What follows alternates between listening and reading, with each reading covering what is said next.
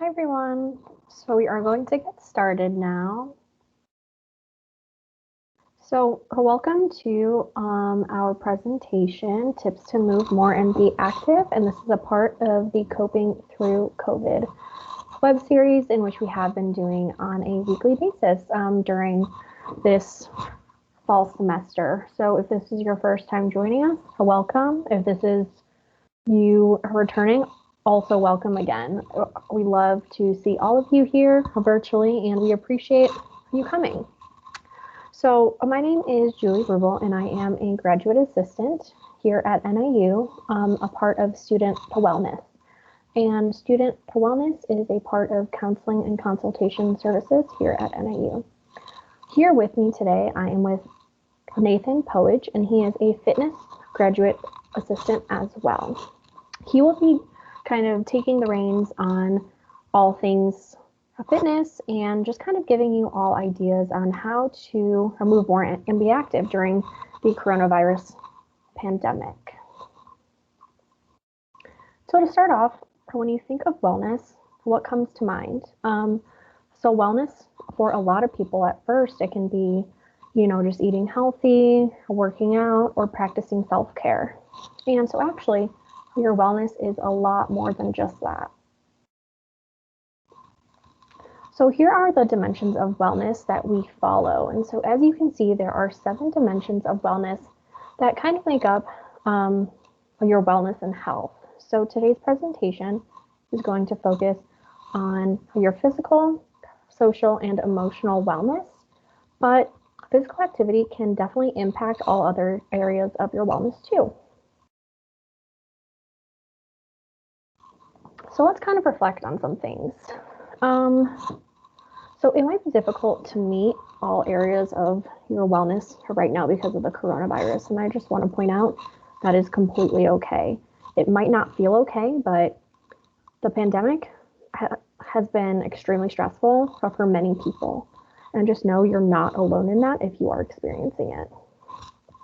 And especially to being a college student, you might be juggling a lot of different types of responsibilities. So you're a student first off, so you have homework, assignments, and if this is your first time e-learning and you might be struggling, it might be extremely difficult to do well and complete all of your assignments on time. And having the Zoom fatigue or Teams fatigue of staring at a screen all the time can be really impactful.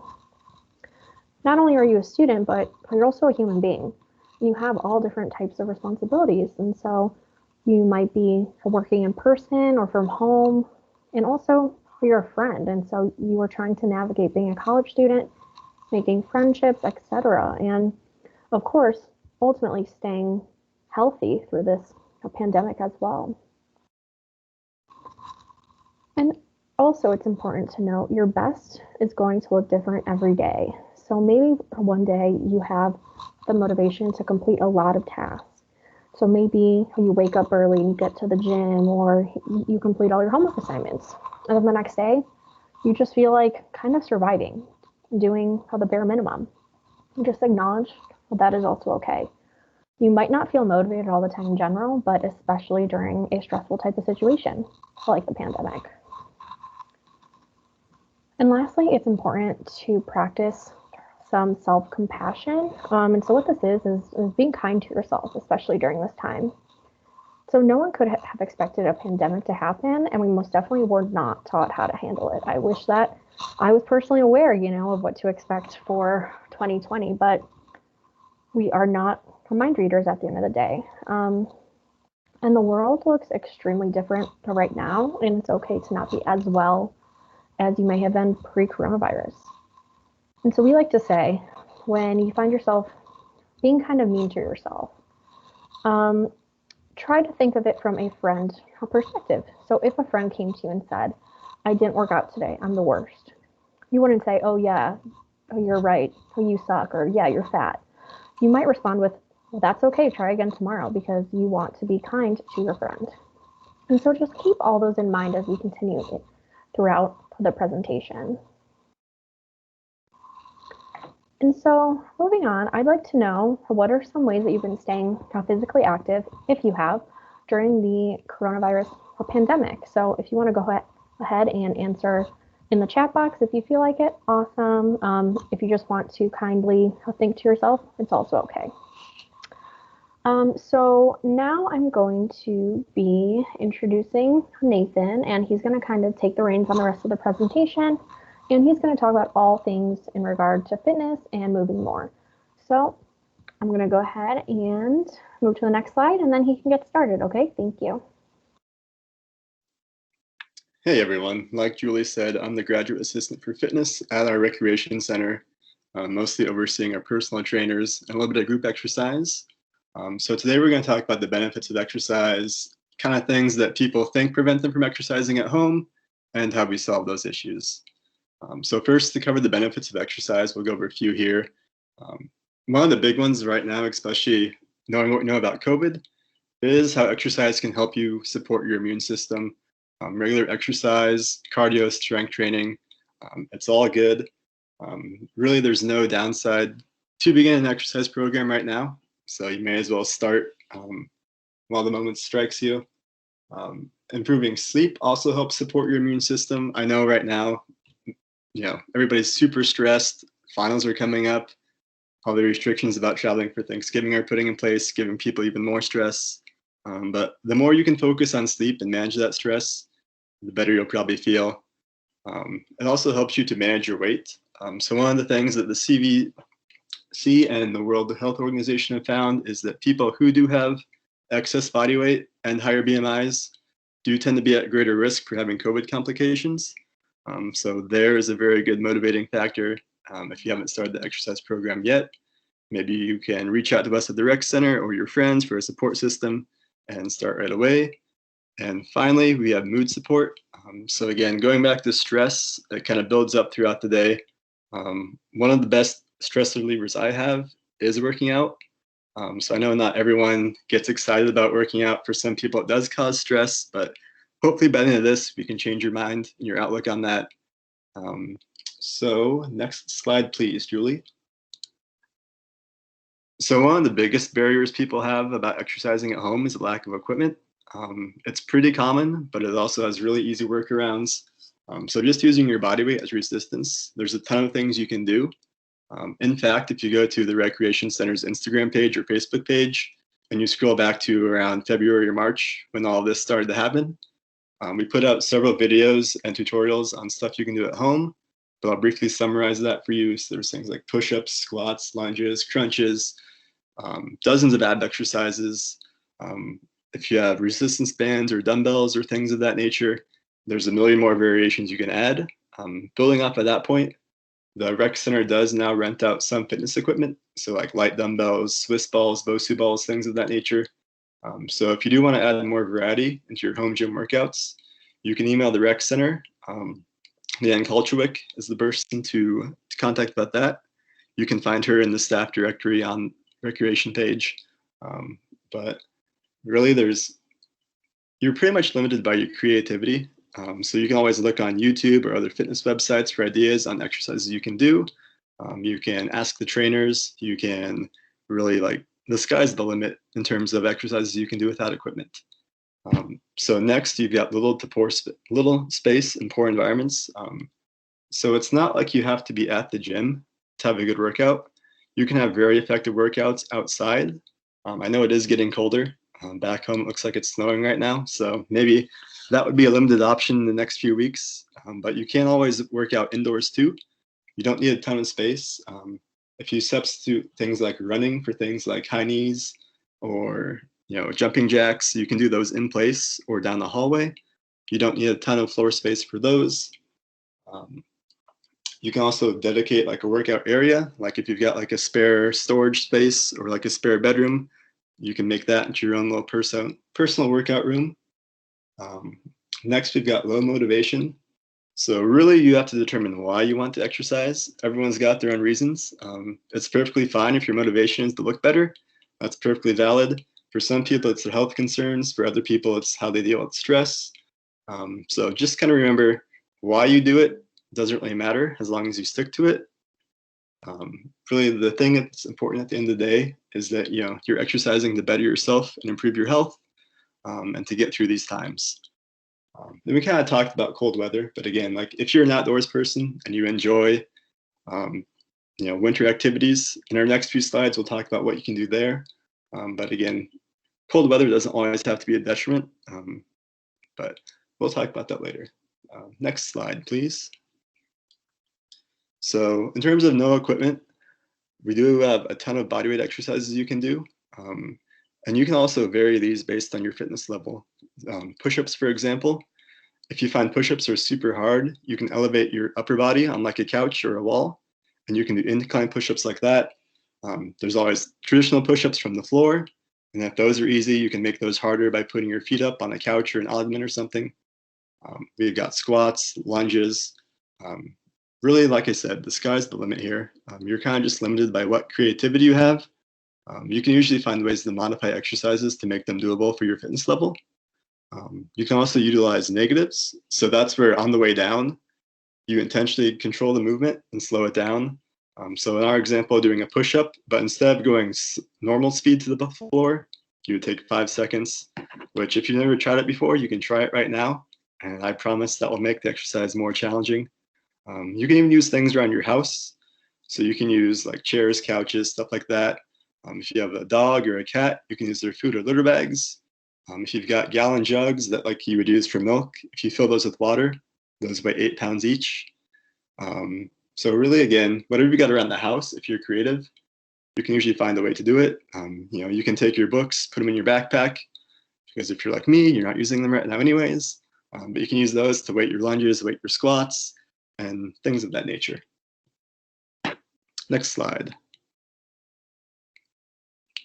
So again, like we talked about, space management doesn't have to be super wide and roomy. You can do it in your own bedroom. Even if you get like a tiny studio apartment, that's plenty of space as long as you've got a few square feet of floor space open. So instead of doing everything dynamically, you would just do it in place. Instead of walking lunges, do them stationary, do split squats. If you don't need a ton of space to do your crunches and sit-ups, all that can be done in a relatively small area. Basically, if you've got room to lay down and stretch out your arms and legs, that should be plenty of space to do most exercises. And so again, if you've got a spare room, maybe it's just a portion of your room that you block off, but if you put yourself in the mindset that this is the space where I can exercise, usually that helps with your motivation and helping you form a habit. Next slide. So talking about forming habits, a lot of people will maybe use the pandemic as an excuse to put off exercise when really it's a great opportunity to start. So if you can change your behavior and change those habits, suddenly you go from exercise being a chore to exercise is just part of your day and routine. So again, it's small actions that kind of build up over time. So maybe like your first goal is to wake up in the morning and work out, but you've got a problem with maybe checking the smartphone, Instagram, Facebook, all that stuff, TikTok, see what the new craze is. If you find yourself wasting time on that, like one simple strategy would just be put the phone in a different room of the house or the apartment. Get those basic alarm clocks, the kind that have no smartphone technology on them, and that way you've got to get out of bed, you've got to turn that off, and now suddenly you freed up 20 minutes of your day you usually spend scrolling. So again, small stuff like that. Maybe in terms of, excuse me, actual fitness, maybe your first goal is to work out 1 time a week. And then you build off of that, 1 time becomes 2 times, then 3 times. And then before you know it, you're exercising every day. So as long as you make those small changes and they become a routine, eventually that's going to build up over time and you'll find yourself exercising a lot more consistently. So building off of that, don't do things you don't enjoy. A common example is running. I'm one of those people. I just don't like running at all, but I love biking. So obviously that gets harder as it gets colder, but you can always find substitutes for that. But you are more likely to do physical activity that you enjoy as opposed to physical activity that you hate. So again, with that final point, you're just going to find your motivation and identify why you're exercising, and that way you stick with it. Next slide.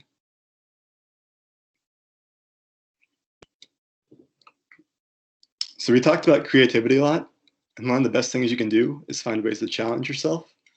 That might be a daily goal or a weekly goal, where again, it's those small goals build up over time to build into something greater.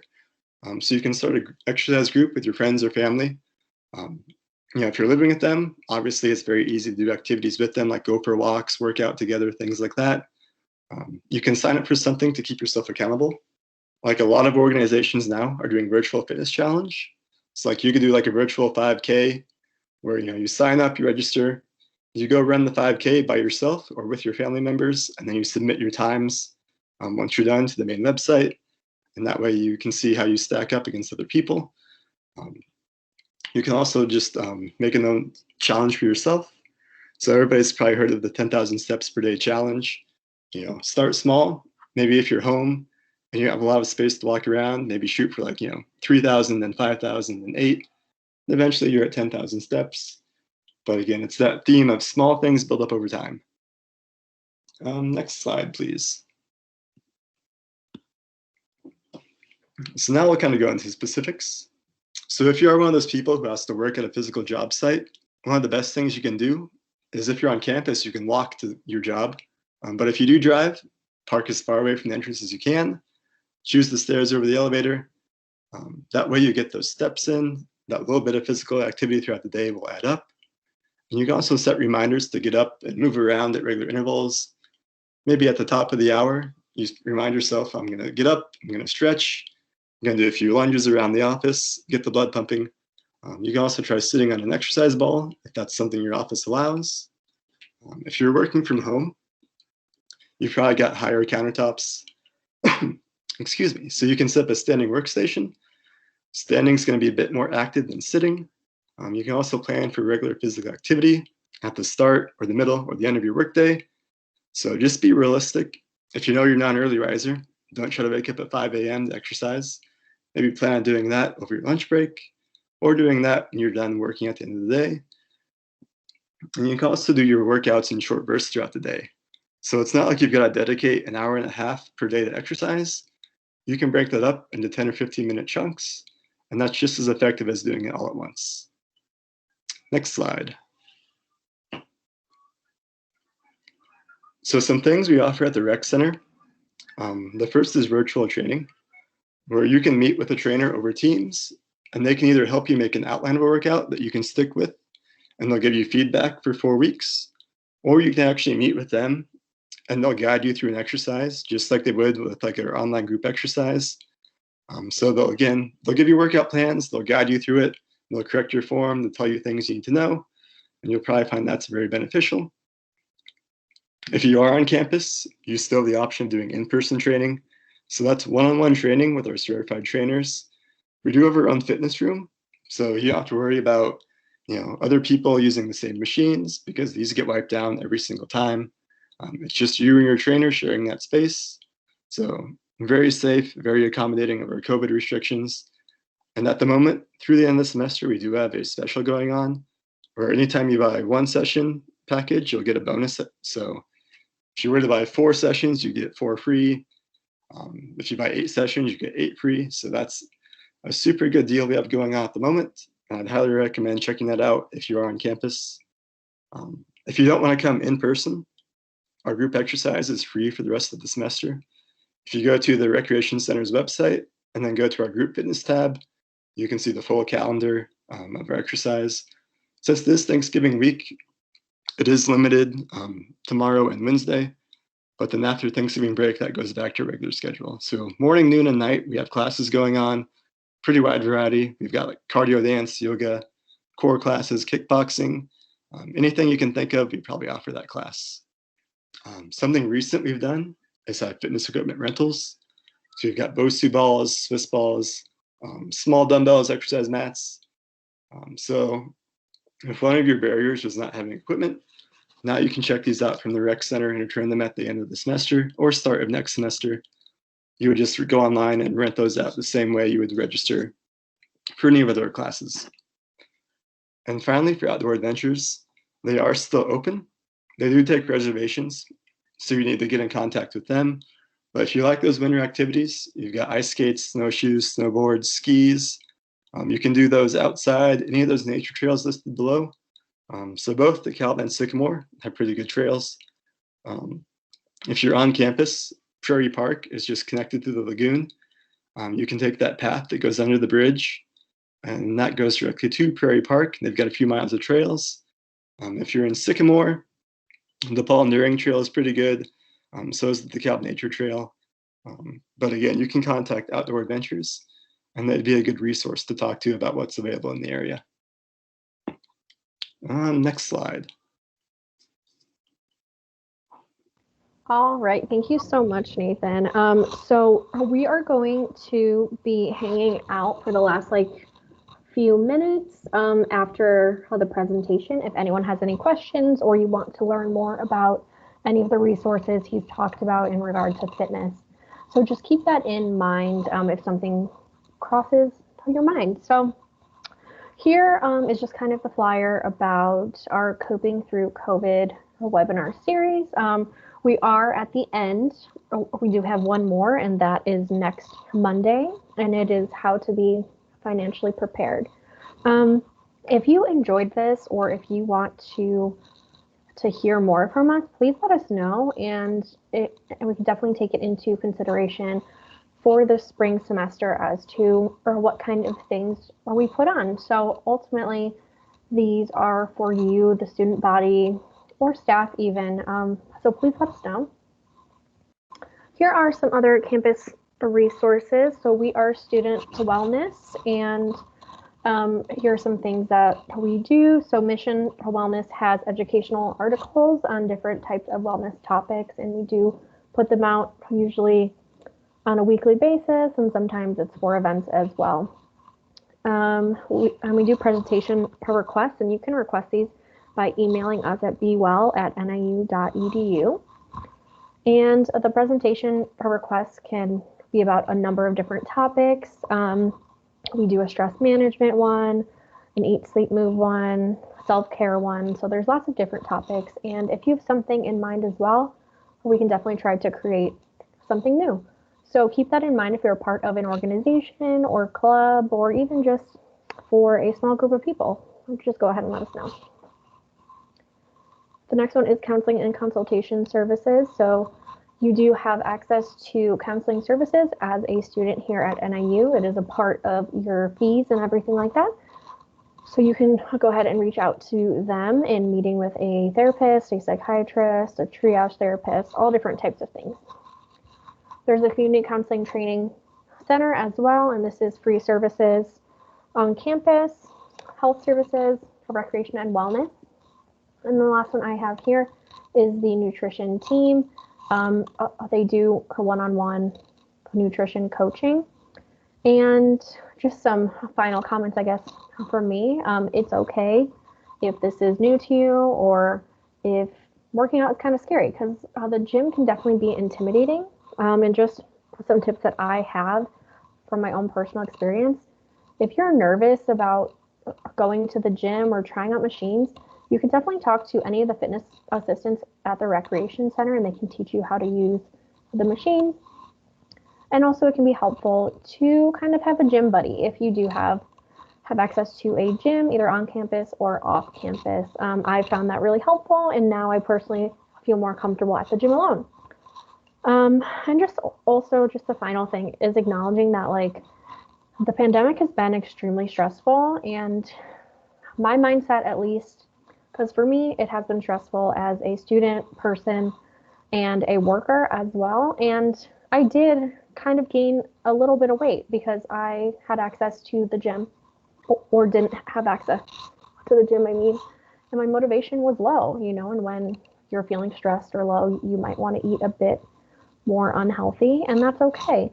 For one, I find myself grateful because the only thing that was bad that happened to me during this time is I gained a little bit of weight, and not everyone is that lucky. So that's my mindset, at least.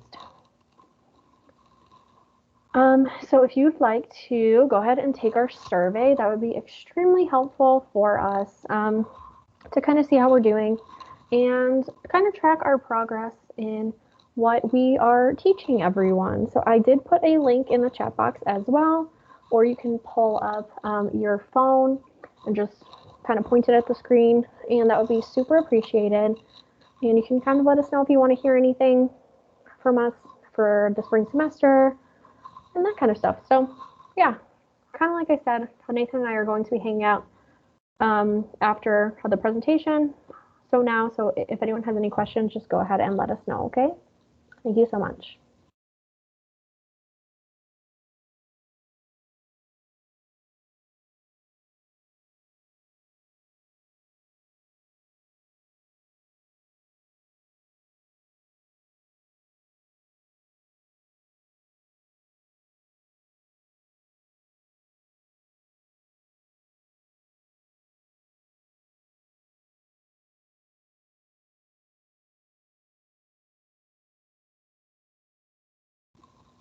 All right, Nathan, it's okay if we leave. Thank you so much for helping. Yep, no problem. Thanks. Bye.